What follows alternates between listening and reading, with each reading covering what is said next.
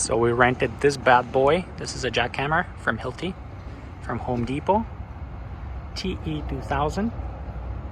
The rental comes with two bits, the pointed one and the flat one. We're gonna start with this one and see if we need to use this one or not.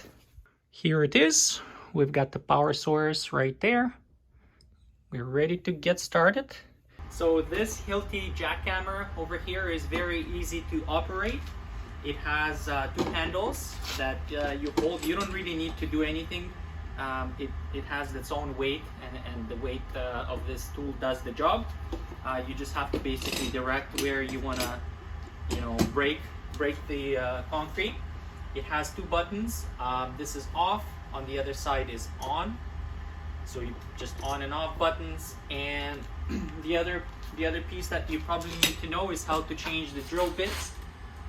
So you lay it down. There's different drill bits, of course. This is a flat one, and then we also have the pointed one.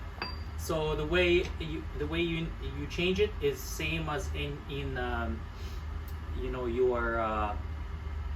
your drills, your impact driver. Sorry, you have this thing kind of moves up and down, but to change it, we go over here, we push this back. It's a little bit harder to do on these ones. Push all the way back, and then you take out your bit, and then you take the new one and you just kind of slide it all the way, and that's it. It moves up and down like this. Now we're gonna start here with this bit today. And that's it.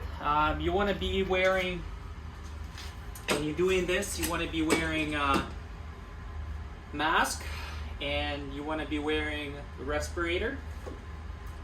So something like this, because when you're breaking concrete, it creates a lot of dust, and you don't want to be breathing that in. That's pretty much it. Very easy to use. Fairly light, but it does the job.